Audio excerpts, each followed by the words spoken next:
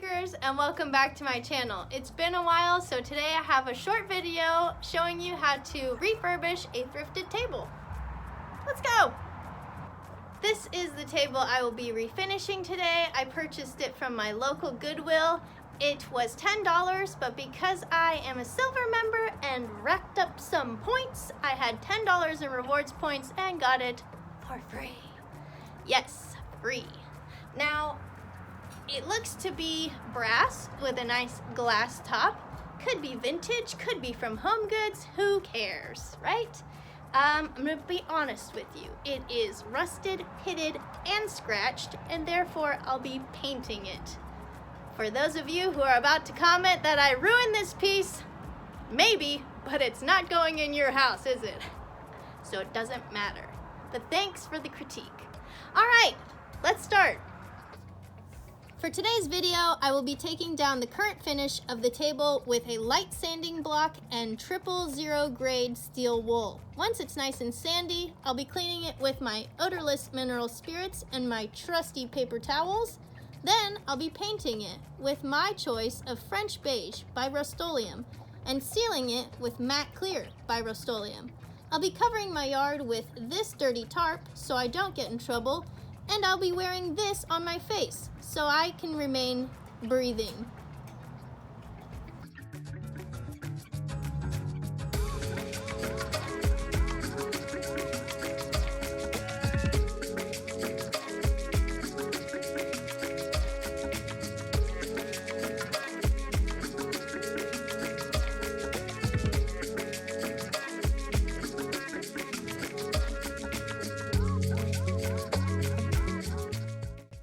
Okay, after some light sanding and sweating, I'm going to show you the difference. As I had mentioned, there's some pitting and rusting. That's the before.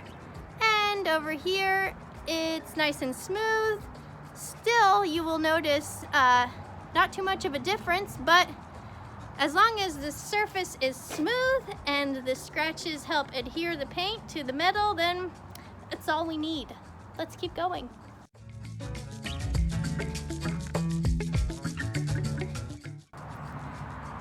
Now that we've wiped everything down with mineral spirits, it looks like we've got a nice clean base to start painting, and with a little help from my friends craft scissors and painter's tape, you'll see I have taped off the feet of the table so I don't spray over them. Now let's go over a few painting tips. You'll notice I have this flipped over base up, and that's where I'll be starting to paint. We're going to move all the way down to the top, flip the piece over, move from the top to the bottom again, and that'll be 2 coats of color.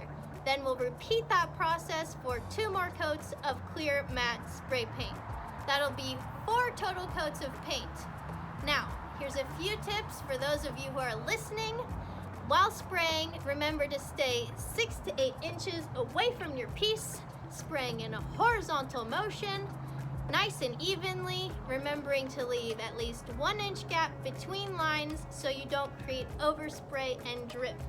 Last but not least, remember to leave at least 10 to 15 minutes of drying time between layers so you don't end up like me and the piece gets stuck and then you peel it up and then you gotta redo it and then you leave a gap and then you got a bubble and then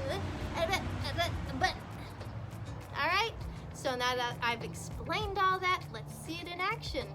Here we go.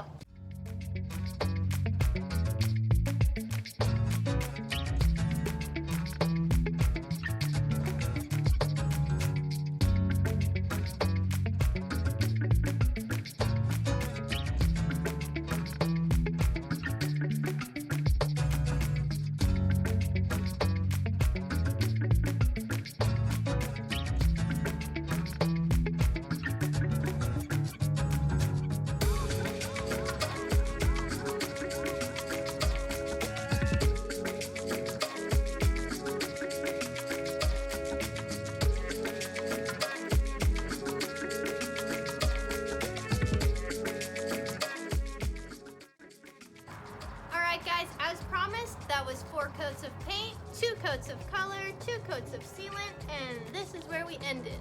Now it is slightly tacky to the touch, so I won't be putting the glass back on yet. I'm gonna leave this overnight so it really settles and dries. put the glass back on, put a plant on it, and show you the final product. I'll see you in the morning. As promised, it's the next day, and here is the final result. After letting this sit overnight, you can see the paint is nice and smooth, great durable finish. I love the color. Let me know what you guys think.